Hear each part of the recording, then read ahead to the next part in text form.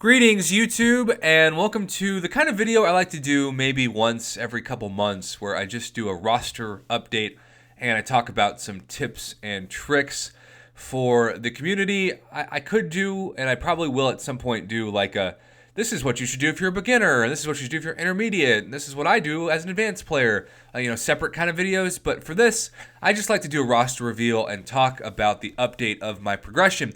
Now, what I really like about this video is that I'm just a normal dude, even though I probably don't sound very normal personality-wise. But I mean that in that this isn't my job. I don't do YouTube as a job. I do it as a fun hobby on the side. I teach college students as my main job, multimedia journalism to be exact. So if any of you are like, Prof. Hoff, what the heck does that mean? Prof is short for professor, and Hoff is short for Hoffman, which is my last name. So anyhow, I do have 2, and hopefully soon to be 3, 565 champions, and I am so tempted when I scroll down. As you can see, I have a 868,000 rating, just crazy. I'm tempted to make Void, who is still barely on the front of this, my next 565 champ, and I think that would move him over to my second highest in prestige. I still think Blade is better at prestige, and the Sig's also higher on him too. The Void's still over 100 at this point. But yeah, I started playing this game and knew nothing. I didn't know what Alliance War was. I didn't know what Alliance Quest was. I didn't know what any of the masteries were. I thought you just had to like max attack because I like to attack. So I didn't know what parry was or dexterity was. I didn't know what those were until I fought someone in the arena and they blocked, and then I was stunned and I was like, what the heck is that? That sucks. It's BS. And then I learned to do it myself. So yeah, we are experiencing a very amazing ability for me to be this average guy. I've only been in a Platinum Alliance once, and it was for less than a year, and the rest of the time I've been in a Gold Alliance. So I'm also not, grinding in these master level alliances. Now, of course, that means that so many people have better rosters than me, but also a lot of people don't. So I still think I have a stacked roster, and we are going to start at the top, and I'm still going to show you the 6 stars that I have, which are a double mutant and a double cosmic. Although I have almost 9,000 6-star shards, so hopefully in the next couple of weeks, with any luck, I will be able to open my my 5th 6-star crystal. But Nightcrawler is actually my favorite 6-star out of any of the ones that I have. Not only is he a beast on defense, but he's really fun to play on offense. I didn't really use him very much. I only had him as a 4-star and a 3-star, and I used him in the arena, but that's about it. But yeah, there have been a couple of times I've just kind of played around with him, and he's a lot of fun to play. And of course, being unawakened really helps him for defense. So these are my 6 stars. If I dupe Storm, she will suddenly become amazing. Proxima Midnight, of course, is my most hoped dupe, and Drax would just be like, okay, that's fine, but if only Drax hadn't been nerfed. I still am depressed about that. Let's talk about 5 stars. Again, Blade and Hype are, for the moment, my only rank 565s. Yes, some people still think I should do Iceman, and maybe I will, but you got to remember that Iceman's 2 main strengths are the triple immunity, meaning he's immune from both Incinerate, Poison, and Bleed, and he still does that no matter what rank he's at, and also the Ice Armor, limiting 5% of damage to avoid all those all-or-nothing special 3 nodes, is another very great safety net for him. But the more I see the game progressing, the more I see really BS nodes like Masochism and Buffet taking over. Iceman loses his value on those nodes because the Cold Snap continues the buff from happening, and so really I hate using Iceman on those regen nodes. But Void, on the other hand, is absolutely incredible on those nodes, and I really get excited about following my good friend Captain Bay, who just recently took his Void to 565 and upping his rating and health and attack and overall damage by turning that regen into degen, if you will. And then Star-Lord, still a champion that I love. Magic, still a champion that I love. Ghost Rider. Ultron, I will take down as soon as I can because rank 4 is completely unnecessary, even though I still like Ultron. Voodoo, fantastic. Gwenpool, fantastic. Korg, might be a rank 4 champ eventually, but this guy, right? All of you were like, why the heck is Corvus still a rank 3? Well, as you can see, I could take him to rank 4 at this point, but I would much rather take a Void to rank 5. But eventually, my July 4th champion will come through for me, and that will be awesome. I also have some 5 stars ranked 3 that I love. I love Yellow Jacket. I love Guillotine. Iron Man Infinity War.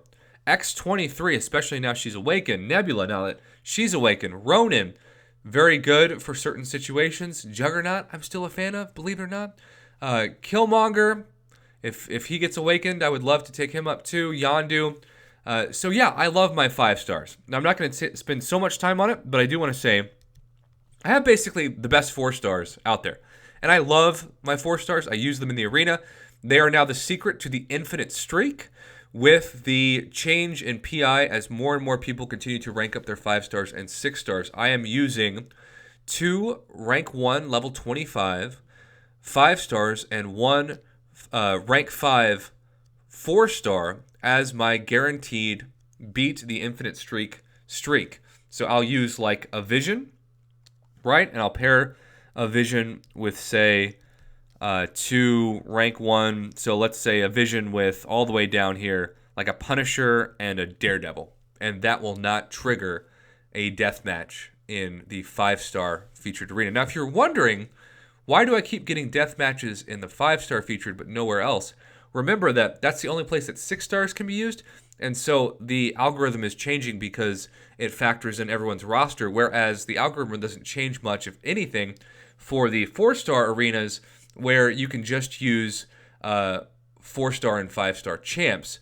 And for the ones that you can only use 4-star champs, it's probably never going to change. And that's why those infinite streak guides are pretty static, whereas the 5-star featured pretty much changes every single month. But let's go back to the 4 stars, shall we? I do want to say that I've gotten to a point where I'm probably not going to rank up any 4 stars ever again unless I get one of those rank up gems where I might as well use it just because, but I have no use for them. The only 4 stars I still use actively. Sometimes I use my Scarlet Witch. Man, do I wish she was a 5-star so badly.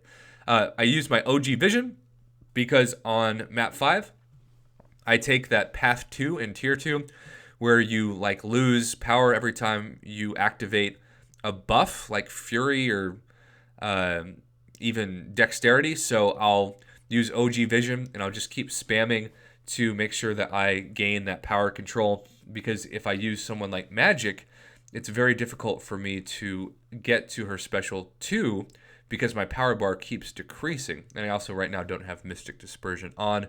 I'd rather put those mastery points into other places that everyone besides my Mystic champs can benefit from, and really my Mystic champs benefit from that as well. Now, 3 stars, I do want to say, for those of you that are starting out, one of the reasons why I truly believe I progressed as fast as I did, but besides Arena, of course, is that I just ranked up all of my 3 stars. And I've used them in the Arena. I've used them, of course, in last month's 3-star only quests. And I love 3 stars. Heck, I love 2 stars. I think you should rank up as many 2 stars and 3 stars as possible. You also never know when Kabam is going to bring another monthly quest back like last month's, where you can only use 2 and 3-star champs, and I appreciated that they did that, except the Sentinel fight was total BS, and so was Emma Frost for so many people who didn't have rank 5, 65, 5 stars like me. So, I have a crazy roster, but it's because I have ranked up all of these 2 and 3 and 4-star champs.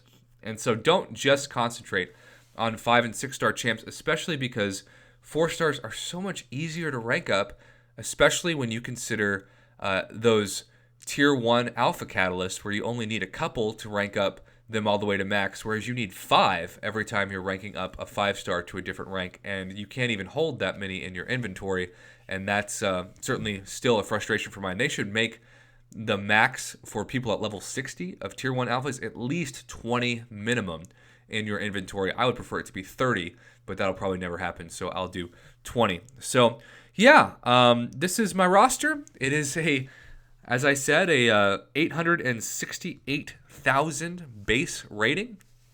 I'm sure I'll get to 1 million and throw myself a party in some capacity, right? Maybe a pity party. I don't know. And 399 heroes. So my next champ will be my 400th hero, which is pretty cool as well. As a friendly reminder, never sell your champions because you just never know when you'll need them, and you'll also never know. Like, I had people tell me they sold Venom and Carnage for whatever reason, and now they're so mad because, of course, they've been buffed. So yeah, don't sell champions. Take up champs to max SIG rank as soon as possible to get those max SIG crystals. And thank you so much for supporting my channel. My voice is dying as I'm still recovering from the MCOC Ebola. So I'm going to go and say I still love New York City, and I love my time. Thank you to everybody who met me, and I hope this video helps everybody at any level and also just gives you an idea of how my roster is. Thanks for watching, YouTube.